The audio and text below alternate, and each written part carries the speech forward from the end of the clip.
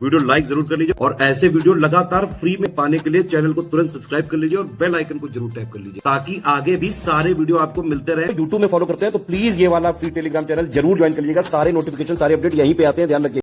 नमस्कार दोस्तों, स्वागत है आपका यूपीपीएससी बेस्ड ऑनलाइन कोचिंग के इस यूट्यूब चैनल पर। साथियों, आज की इस वीडियो में हम लोग यूपी जीके से एक महत्वपूर्ण बिंदु उत्तर प्रदेश के भूगोल से संबंधित महत्वपूर्ण तथ्यों को देखेंगे। यह सीरीज सभी प्रकार के प्रतियोगी परीक्षाओं के लिए समान रूप से उपयोगी है। तो चलिए दोस्तों, शुरू करते हैं आज के अपने इस इंटरेस्टिंग क्लास को। इससे पहले आप वीडियो को लाइक ज़रूर कर दीजिएगा और चैनल पहली बार विजिट किए तो सब्सक्राइब करना ना भूलिएगा। दोस्तों, अगर आप यूपीएसआई या फिर यूपी ट्रिपल एससी पीटी या फिर अन्य जितने भी वनडे एग्जाम है जैसे एसएससी हो गया, रेलवे है, इन सब की कंप्लीट प्रिपरेशन करना चाहते हैं तो प्ले स्टोर से ज्ञान सर एजुकेशन एप्लीकेशन जरूर इंस्टॉल कीजिएगा या फिर आप इनमें से किसी भी नंबर पर कॉल या व्हाट्सएप करके कोर्स की जानकारी भी प्राप्त कर सकते हैं। तो चलिए अब बढ़ते हैं आगे अपनी क्लास की ओर। देखिए, अगर आप देखेंगे भारत में कुल 28 राज्य और 8 केंद्र शासित प्रदेश है, जिसमें उत्तर प्रदेश एक प्रमुख राज्य है। उत्तर प्रदेश जनसंख्या की दृष्टि से भारत का सबसे बड़ा राज्य है और वहीं अगर क्षेत्रफल की दृष्टि से बात किया जाए तो ये चौथे स्थान पर आता है। तो कुछ महत्वपूर्ण पॉइंट यहाँ पर दिए गए हैं जिनको समझ लेते हैं। देखिए, सबसे पहले यहाँ पर दिया उत्तर प्रदेश भारत का एक उत्तरी सीमांत राज्य है। यह 23 डिग्री 52 मिनट उत्तरी अक्षांश से 30 डिग्री 25 मिनट उत्तरी अक्षांश तक। अगर अक्षांशीय विस्तार के बारे में देखा जाए तो 23 डिग्री 52 मिनट से 30 डिग्री 25 मिनट तक है और जबकि देशांतरी विस्तार 77 डिग्री 30 मिनट पूर्वी देशांतर से 84 डिग्री 39 मिनट पूर्वी देशांतर तक है। तो अक्षांशी और देशांतरी ये दोनों विस्तार स्पष्ट हो गया। राज्य का अक्षांशीय विस्तार 7 डिग्री 36 मिनट और देशांतरी विस्तार 7 डिग्री 9 मिनट है। जबकि आपने भारत के संदर्भ में देखा था, भारत का अक्षांशीय और देशांतरी विस्तार लगभग 30 डिग्री हुआ करता था, जिसके कारण ज्यामिति चतुष्कोणीय बना था। आगे है उत्तर प्रदेश। उत्तर में शिवालिक श्रेणियों से घिरा हुआ है। उत्तर प्रदेश के उत्तर में क्या है? शिवालिक श्रेणी है, जबकि भारत के उत्तर में हिमालय है।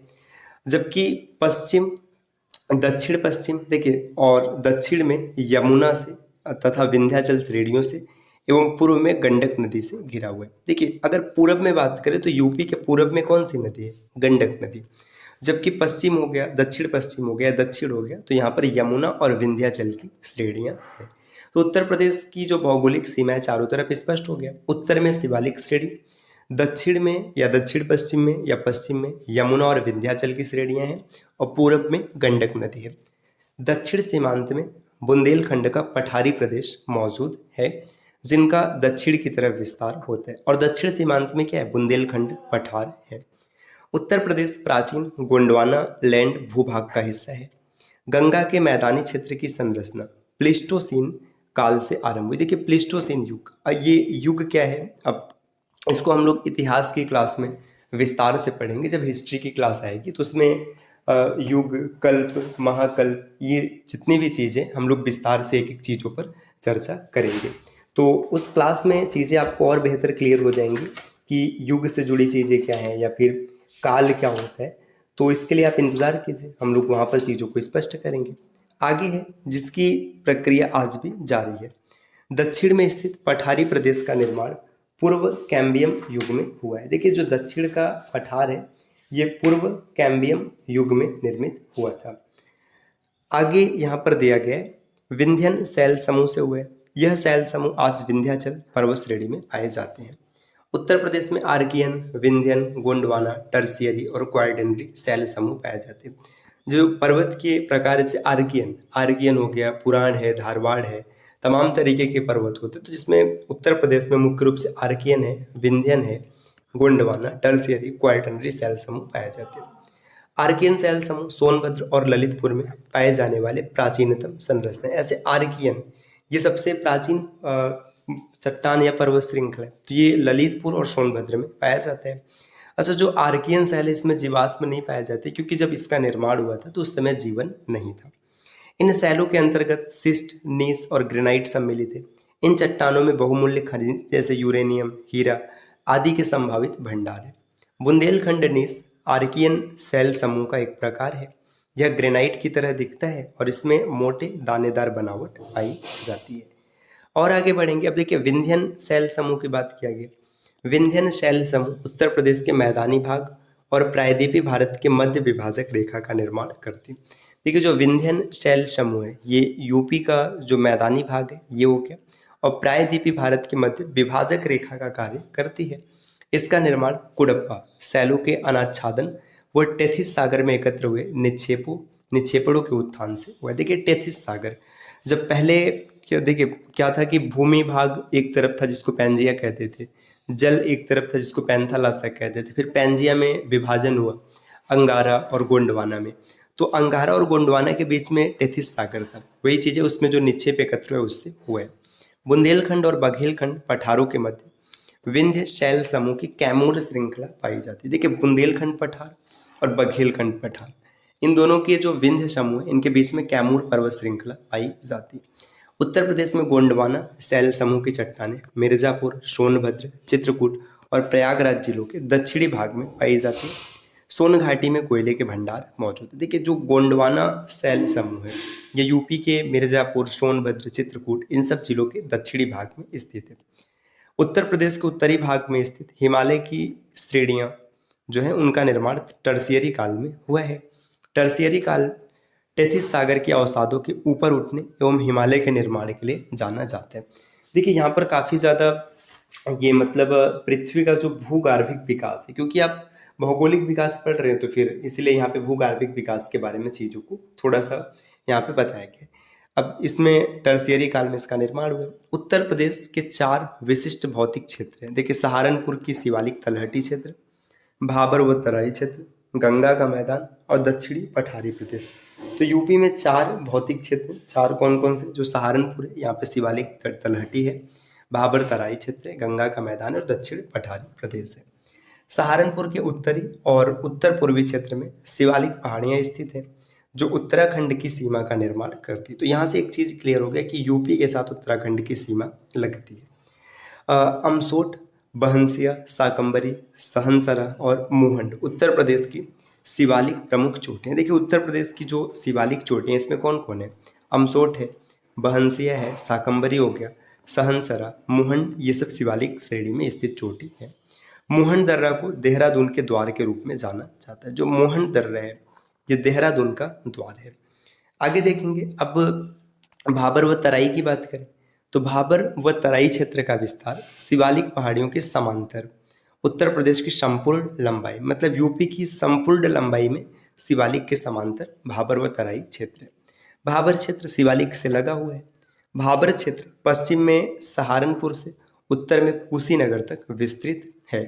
और तराई की बात करें तो इसमें सहारनपुर, बिजनौर, रामपुर, पीलीभीत, लखीमपुर खीरी, बहराइच, गोंडा, बस्ती, सिद्धार्थनगर, यमुना, गोरखपुर, महाराजगंज, देवरिया ये सब जनपद शामिल है। शिवालिक की डुंडवा श्रृंखला पूर्वी उत्तर प्रदेश के तराई क्षेत्र तक विस्तृत है। अब दोआब की बात करेंगे। देखिए दोआब क्या होता है? 2 नदियों के बीच में जो मैदानी क्षेत्र होता है उसे दोआब कहते हैं। जैसे गंगा एक नदी, यमुना एक नदी, इसके बीच का जो मैदानी भाग है इसे गंगा यमुना दोआब के नाम से जाना जाता है। यह पश्चिम में सहारनपुर से लेकर पूरब में प्रयागराज तक विस्तृत है। इसके 3 उपभाग हैं। ऊपरी दोआब सहारनपुर से बुलंदशहर तक है। मध्य दोआब अलीगढ़, कन्नौज और औरैया तक फैला हुआ है। और निम्न दोआब कानपुर से प्रयागराज तक विस्तृत है। आगे देखिए यहाँ पर दिया रोहिलखंड मैदान। रोहिलखंड मैदान की बात करें तो उत्तर प्रदेश रोहिलखंड मैदान जो है ये उत्तर प्रदेश के उत्तरी पश्चिमी भाग में स्थित है। इसके क्षेत्र इसके दक्षिण और पश्चिम में गंगा यमुना दोआब और दक्षिण पूर्व में अवध के मैदान है। यह उत्तर के तराई क्षेत्र है। यह अमरोहा, बरेली, बिजनौर, बदायूं, मुरादाबाद, रामपुर, शाहजहांपुर, पीलीभीत और संभल के क्षेत्रों तक फैला हुआ है रोहिलखंड का मैदान। गंगा के अतिरिक्त इन मैदानों का निर्माण रामगंगा और उनकी सहायक नदियों के द्वारा किया जाता है। रामगंगा नदी द्वारा इसे 2 भागों में, पश्चिम में बांगर क्षेत्र और पूरब में खादर क्षेत्र के रूप में विभाजित किया जाता है। अवध के मैदान के दक्षिण पूर्व में गंगा यमुना दोआब, उत्तर पश्चिम में रोहिलखंड मैदान, उत्तर में तराई क्षेत्र और पूर्व में पूर्वांचल मैदान है। अवध मैदान में हरदोई, सीतापुर, लखनऊ, अयोध्या, अमेठी, सुल्तानपुर इत्यादि क्षेत्र आते हैं। गंगा के अतिरिक्त सरयू जो कि घाघरा और गोमती नदियां इस मैदान में प्रवाहित होती हैं। तो अवध के मैदान में मुख्य रूप से कौन है? लखनऊ के आसपास का जो क्षेत्र है, लखनऊ, अयोध्या, सीतापुर, ये सब चीजें हैं। अब आगे देखेंगे पूर्वांचल मैदान। देखिए पूर्वांचल मैदान उत्तर प्रदेश के जौनपुर, संत रविदास नगर जिसे कि अब भदोही नाम से जाना जाता है, आजमगढ़, वाराणसी, बलिया और गाजीपुर में फैला हुआ है। इसके उत्तरी भाग का निर्माण राप्ती और घाघरा नदियों के द्वारा किया जाता है या होता है। इसे उत्तर से दक्षिण की ओर राप्ती, खादर, सरयू धार मैदान और पूरबिया मैदान नाम दिया जाता है। तो पूर्वांचल में कौन कौन है? जौनपुर, संत रविदास, आजमगढ़, वाराणसी, बलिया, गाजीपुर, ये सब है। उत्तर प्रदेश का दक्षिणी भाग प्रायद्वीपी पठार का उत्तरी विस्तार है। इसकी उत्तरी सीमा गंगा और यमुना द्वारा निर्धारित होती है। देखिए जो यूपी का दक्षिणी भाग है, इसमें आप देखेंगे झांसी, जालौन, हमीरपुर, महोबा, चित्रकूट, ललितपुर, बांदा, प्रयागराज का मेजा, करछना तहसील, चंदौली का चकिया तहसील, गंगा के दक्षिण में स्थित मिर्जापुर के भाग सम्मिलित है। चंबल, बेतवा, केन, सोन इनकी प्रमुख नदियां हैं और इसको 3 भागों में विभाजित किया गया। 3 भाग कौन कौन से? तो आप देख सकते हैं। ट्रांस यमुना क्षेत्र, इस क्षेत्र के अंतर्गत आगरा और मथुरा जिले के यमुना के पश्चिमी क्षेत्र स्थित किए जाते हैं।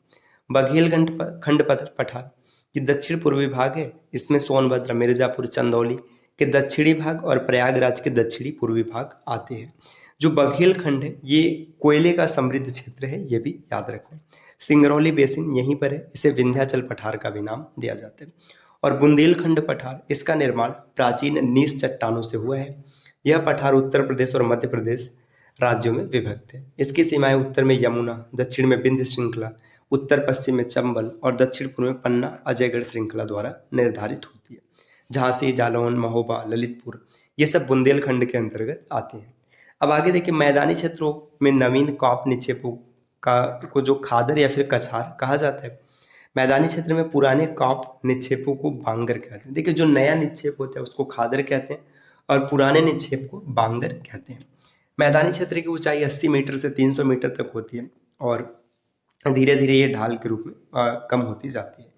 देखिए मैदानी क्षेत्र की प्रमुख फसल गेहूं, धान, आलू ये सब है। नेक्स्ट आगे देखिए, आगे दिया पठारी पहाड़ी क्षेत्रों की औसत ऊंचाई 300 मीटर है, लेकिन मिर्जापुर व सोनभद्र में कुछ पहाड़ियां लगभग 600 मीटर ऊंचाई तक की हैं। उत्तर प्रदेश के 11 जिलों में पठारी या बुंदेलखंड क्षेत्र का विस्तार है, जैसे विंडम, टांडा, कुशेहरा, खड़ंजा, जलप्रपात ये सब मिर्जापुर में है। आगे बुंदेलखंड या पठारी क्षेत्रों की बात करें तो उसमें गंगा, यमुना ये नदियां बहती हैं। आगे नेक्स्ट यहाँ पर दिया देखिए बुंदेलखंड या पहाड़ी पठारी क्षेत्र का ढाल उत्तर की ओर है और इसकी जो मुख्य फसल है दलहन और तिलहन है। उत्तर प्रदेश के संदर्भ में जो नम भूमि वेटलैंड का क्षेत्रफल है 5.15% है और सर्वाधिक नम भूमि वाला जिला सोनभद्र है। उत्तर प्रदेश का सबसे कम नम भूमि वाला जिला बागपत व हाथरस है। 1993 में गोमती के किनारे स्थित 3 नगर सुल्तानपुर, जौनपुर व लखनऊ के लिए गोमती कार्यकारिणी योजना का निर्माण किया गया है। तो साथियों ये आज की क्लास रही जिसमें हम लोगों ने यूपी के भौगोलिक विवरण को समझा है। तो इस प्रकार के वीडियोस लगातार मिलते रहेंगे आपको, बस इसके लिए चैनल को सब्सक्राइब करना है।